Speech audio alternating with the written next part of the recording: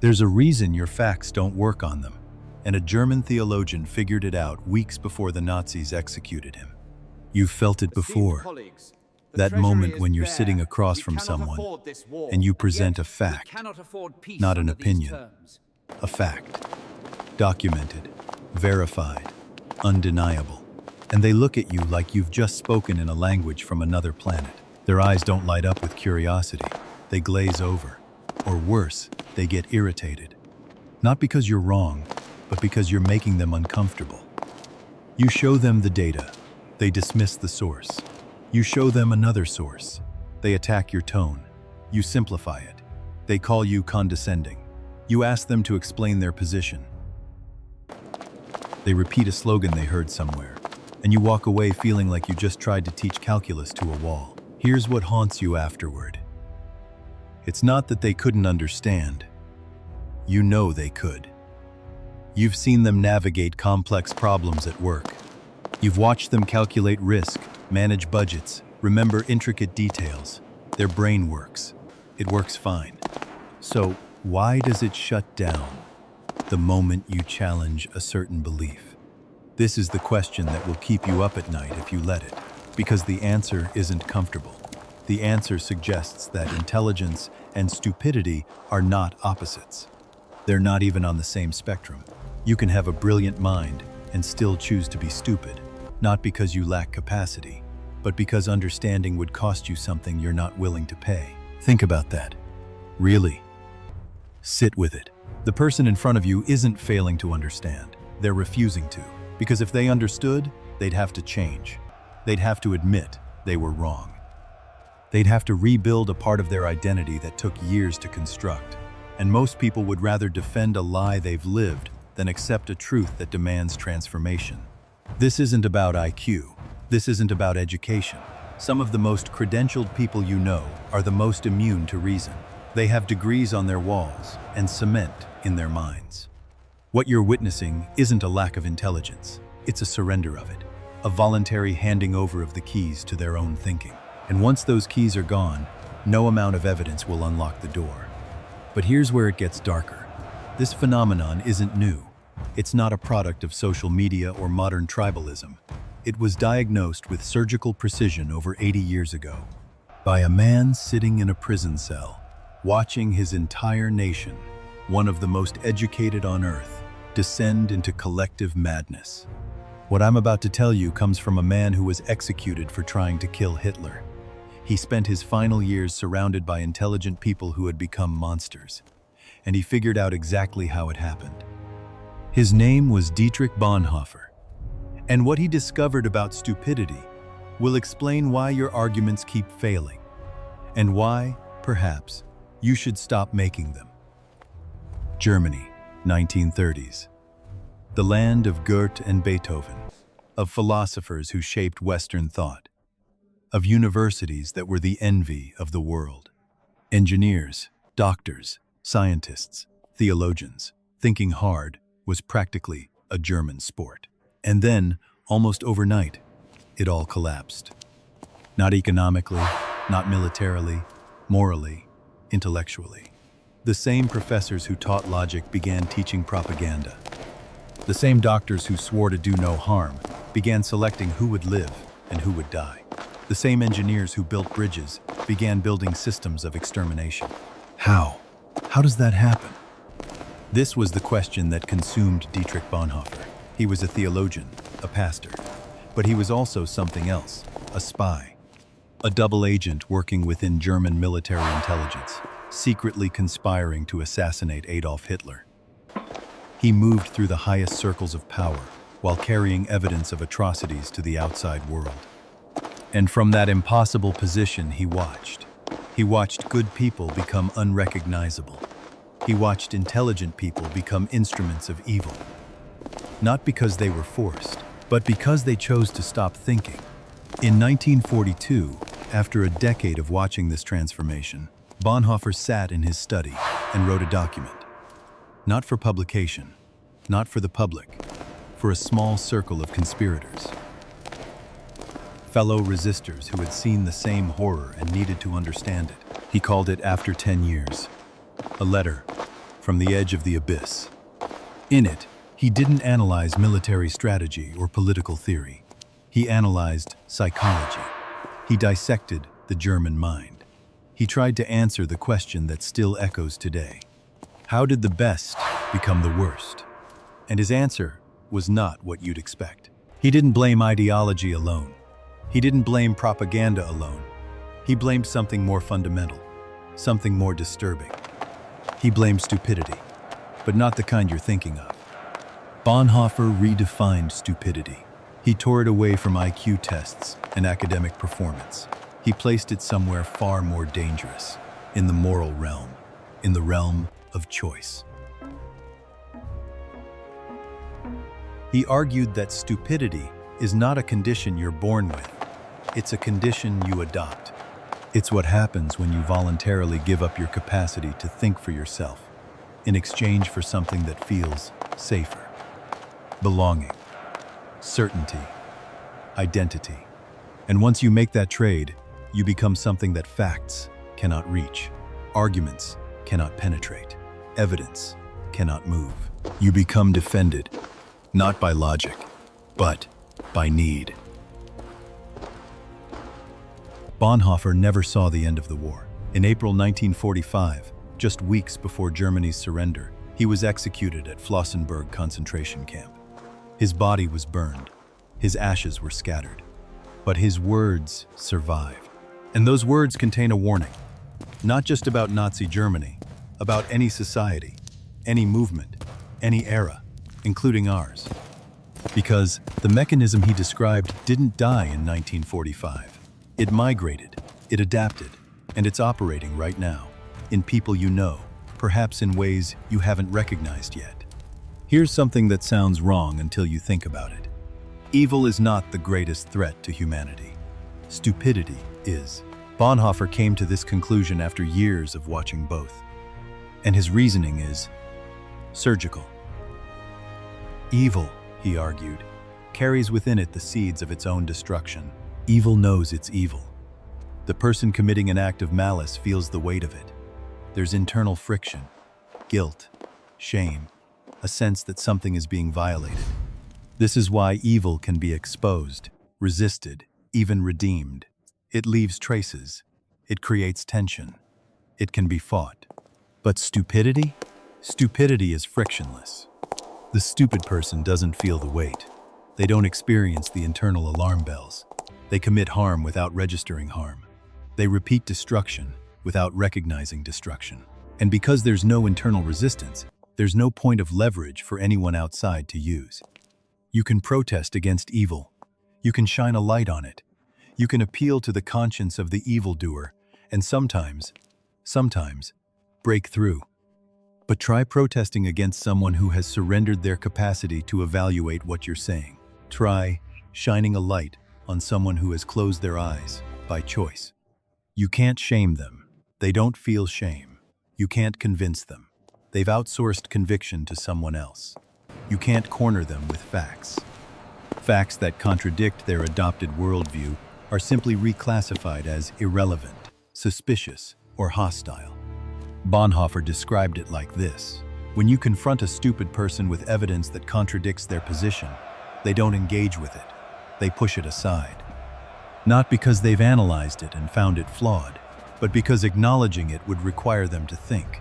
And thinking is precisely what they've agreed not to do. This is why arguments with these people feel so surreal. You're not debating. You're not even communicating. You're performing a monologue while they wait for you to finish, so they can repeat whatever slogan they arrived with. And here's the part that should chill you. The stupid person isn't just ineffective against evil. They become its most reliable instrument. Think about it. If you wanted to commit large-scale harm, would you recruit people who think critically? People who question orders? People who evaluate consequences? No. You'd recruit people who have already handed over their judgment. People who will execute without examining. People who will participate in atrocity and sleep soundly because they never processed what they were doing. This is why every authoritarian movement in history has worked to create stupidity. Not ignorance, stupidity, There's a difference. Ignorance is a lack of information. Stupidity is a refusal to process it. And stupidity at scale, that's the foundation of every nightmare civilization has ever built. So if you've ever wondered why your facts don't work, why your logic bounces off, why your evidence changes nothing, now you know. You're not fighting a different opinion. You're fighting a fortified position, a position built not on reasoning but on the absence of it. And against that absence, reason is almost powerless. Almost, but we'll get to that. So if it's not about the brain, what's broken? Something worse, something you can catch. Bonhoeffer called it a choice, dressed as a condition, not intellectual, moral. It's not something you're born with, it's something you agree to, a transaction. You hand over your ability to think, and in return, you get to stop feeling alone. Here's what messes with people. They assume the stupid ones are the slow ones, the dropout, the guy who didn't read enough books. But Bonhoeffer saw the opposite. Some of the sharpest minds he knew were completely stupid. They could argue circles around you on most topics, but hit certain zones, protected beliefs, sacred ideas, and the processing stopped. Like someone pulled a plug. The lights were on. Nobody home. Meanwhile, he met simple people. Farmers, workers, people who'd never seen a university. And they had something the intellectuals didn't. They questioned. They held their beliefs like tools, not like identities. They could put them down, pick up new ones, examine them in the light. Bonhoeffer called that wisdom. And wisdom has nothing to do with IQ. So how do you catch stupidity? You join something. Every cult works the same way. Every political tribe, every online movement. They offer you a package deal, identity, community, enemies, answers. You don't have to figure out who you are anymore. The group tells you. You don't have to decide who's wrong. The group points. You don't have to sit with uncertainty. The group has already decided. And the price? Your independent judgment. But here's the trick. You never feel like you're paying it. You don't sign a contract that says, I agree to stop thinking. It happens softer than that. You start using their words, seeing through their lens, feeling the warmth of agreement.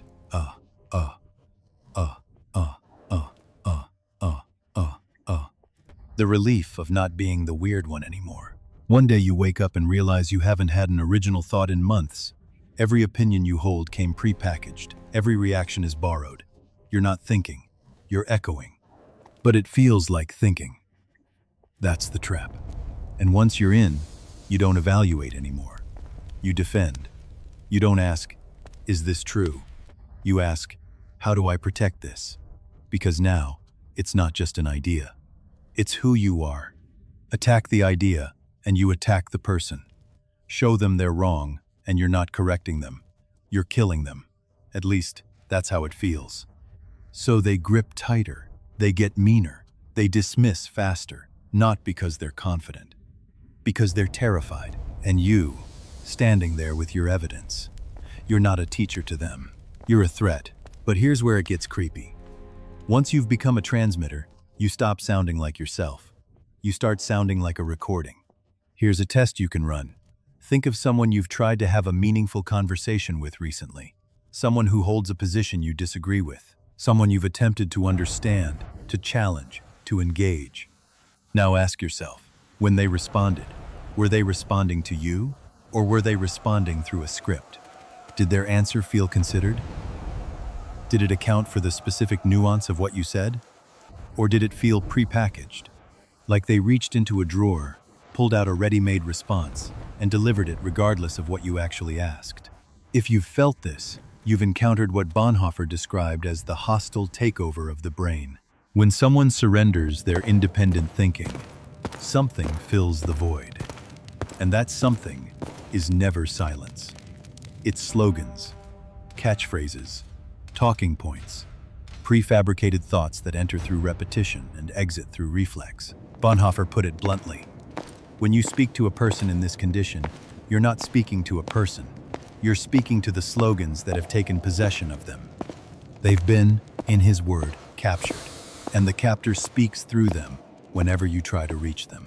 This is why these conversations feel so uncanny, so hollow. It's like talking to an answering machine that occasionally blinks. There's a human face in front of you, human vocal cords producing sound, but the human isn't fully there. They've stepped back. They've let something else drive. And that something else doesn't engage. It deflects, it attacks, it recycles, but it never, ever considers. You present evidence. The slogan says, "That's fake." You present more evidence. The slogan says, "You're biased." You ask for their evidence. The slogan says, "Everyone knows," or "It's obvious," or "Do your own research." You notice they haven't addressed a single point you made. The slogan says, "Why are you so obsessed with this?" You're not having a conversation. You're encountering a fortress.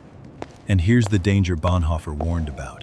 A person in this state is capable of anything, because they're not evaluating actions through their own moral framework. They're executing instructions from the framework they've adopted. And if that framework calls for cruelty, they'll be cruel. If it calls for lies, they'll lie. If it calls for violence, they'll be violent. Not with malice, not with guilt, with the clean conscience of someone who has outsourced conscience itself. This is how ordinary people participate in extraordinary evil. This is how neighbors turn in neighbors. This is how doctors harm patients. This is how entire populations march toward catastrophe while feeling righteous. Because once you've stopped processing reality individually, you become a tool. And tools don't question what they're used for. Tools just function. The person in front of you, the one you keep trying to reach, may not be reachable. Not because they're evil, not because they're broken, but because the person you knew has stepped aside and a system of thoughts is running in their place. And systems don't listen. Systems execute. Here's something Bonhoeffer noticed that most people miss. Hermits don't go stupid. Loners don't get captured. People who spend long stretches alone with their own thoughts develop a kind of immunity to this whole thing. But the moment you add a crowd, everything changes. Stupidity is a herd infection. It needs other people. It needs an audience. It needs the warmth of belonging and the terror of being cast out.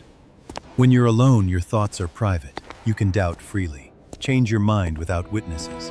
Be wrong without shame. There's no one measuring your loyalty. No tribe keeping score. But in a group, every thought becomes a test. Agree, and you're safe. Hesitate, and they notice. Question out loud, and you're suspicious. Push back, and you're out. Excommunicated. Alone again, but this time with the stink of rejection on you. Most people will do almost anything to avoid that. They'll say things they don't believe, attack positions they privately hold, defend ideas they've never examined, all to stay inside the circle. And here's the part that'll change how you see these arguments. That stubbornness you keep running into, that wall, it's not conviction, it's panic. They're not defending the idea because they've thought it through. They're defending it because their whole life is built on it. Their friendships, their identity, their sense of where they belong in the world. One crack in the wall and everything floods in. Every relationship built on the shared belief gets shaky. Every group chat goes quiet. Every us versus them story they've been living inside suddenly needs a rewrite. So they don't let the crack happen. They patch it before it forms. They attack anyone holding a chisel. You think you're having a debate. To them, you're holding a demolition permit. This is why the loudest defenders are usually the weakest believers. They're not shouting because they're sure. They're shouting because silence would let the doubt in. And doubt, for someone whose identity depends on certainty, is not uncomfortable. It's existential. You're not arguing with a person anymore. You're threatening an entire architecture of self. Every sentence you say that makes sense is another crack they have to seal. Is it any wonder they don't hear you? They can't afford to. So now you understand why they won't listen. The real question is, can anything wake them up? Bonhoeffer's answer will make you uncomfortable. So what do? If facts don't work, if logic doesn't penetrate, if every attempt to reach them only strengthens their defenses, what's left? This is where Bonhoeffer's analysis becomes painful, because he offers no easy solution, no magical technique. no rhetorical trick that will break through. He says something far more difficult to accept. You cannot argue someone out of stupidity. You cannot educate them out of it. You cannot love them out of it. The belief that if I just explain it better, or if I just show them more evidence, or if I just care enough will work. That belief is itself a kind of stupidity. It's a failure to understand what you're actually facing. Because remember, the problem isn't lack of information. They have information. The problem is they've stopped processing it. They've outsourced their judgment. And as long as the external power structure they've surrendered to remains intact, they will remain captured. This is Bonhoeffer's bitter truth. The cage has to break before the prisoner wakes up. The person won't wake up because you shake them. They'll wake up when the system they've surrendered to collapses, when the leader falls, when the movement fails. When the predictions don't come true, when reality becomes so undeniable that even the slogans can't explain it away. Only then, standing in the rubble of what they believed, do they have a chance to reclaim their mind. Not because you convinced them, but because the structure they depended on could no longer hold. And even then, it's not guaranteed. Many people, when their system fails, simply find another one. They don't reclaim their independence. They transfer their surrender. They find a new group, a new leader, a new set of slogans to repeat. So what's your role in this? Bonhoeffer suggests something that sounds like defeat, but might be wisdom. Stop trying to convince them, not because you don't care, but because your efforts are wasted and your dignity is eroded every time you attempt it. Your job is not to awaken the stupid. Your job is to remain awake yourself. Your job is to not become what they are, to not surrender your own independence because you're tired of being alone in your thinking, to not adopt your own set of slogans because nuance is exhausting. This is harder than it sounds, because independence is lonely, because questioning is uncomfortable, because not belonging to any tribe in an age of tribalism makes you a target for all of them. But this is the price of not being stupid, and it's a price worth paying, because at least when you reach the end of your life, you'll be able to say that your thoughts were yours. Your conclusions were earned. Your beliefs were held because you chose them, not because you were captured by them. Bonhoeffer died in 1945 without ever seeing the liberation he wrote about. He was executed at dawn. His last words reportedly were, "This is the end. For me, the beginning of life." He never saw Germany wake up, but he left us the diagnosis. And that diagnosis is just as urgent now as it was then. Bonhoeffer wrote about a world of rallies, radio broadcasts, and state-controlled newspapers, crude instruments by today's standards, primitive tools for capturing minds. What would he say about an age where the capture is algorithmic, where you don't even have to attend a rally? The rally comes to you. Every time you scroll, an algorithm measures your response. What makes you pause? What makes you click? What makes you feel? And it feeds you more of it. Not because it wants you informed, but because it wants you engaged. And engagement, as it turns out, looks a lot like capture. You think you're choosing what to believe, but are you? Or are you believing what you've been fed so consistently that it feels like choice? The algorithm doesn't care about truth.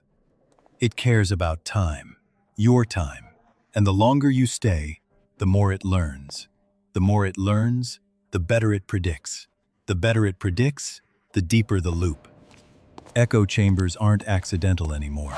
They're built to trap you, designed to give you exactly what confirms what you already believe and exactly what outrages you about those who don't. And in this environment, Bonhoeffer's stupidity isn't a risk. It's a product. It's the goal. Because stupid people are engaged people. Stupid people share. Stupid people argue. Stupid people stay on the platform defending their slogans against the slogans of the other side. And both sides are being farmed. Both are generating data. Both are surrendering their autonomy while feeling like warriors for truth. The mechanism Bonhoeffer described hasn't disappeared. It's been industrialized. So how do you survive this? First, by recognizing that the loneliness you feel for thinking independently is not a bug. It's a feature. It means you haven't been fully captured. It means there's still a self inside you that evaluates, that doubts, that refuses to be reduced to a set of reactions. Guard that loneliness. It's precious. Second, by accepting that most people will not join you. Most people have chosen the warmth of the group, and attacking them for that choice only drives them deeper. You cannot save them. You can only model something different. Third, by remembering Bonhoeffer's final observation, he wrote that the beginning of wisdom is the fear of God. Now, you can interpret that religiously if you want. But at its core, it means this: humility before something larger than your own certainty, the willingness to admit you could be wrong, the courage to question even what comforts you. Without that humility, you become what you despise. You develop your own slogans, your own pre-packaged responses, your own fortified positions that no fact can penetrate. The only difference is which tribe's armor you're wearing. True independence isn't about being right. It's about being willing to not know, willing to sit in ambiguity, willing to be alone with a question rather than surrounded by a false answer. This is what Bonhoeffer lived. This is what he died for. Not a political position, not a religious faction, but the conviction that a mind that thinks for itself is worth more than a mind that belongs to anything else. You're not broken for feeling like you don't fit. You're not arrogant for refusing to repeat what everyone around you repeats. You're not the problem because you keep asking questions that make people uncomfortable. You are exactly what a system designed to manufacture stupidity fears most. Someone who refused. And in an age of manufactured surrender, that refusal is not just survival, it's revolution.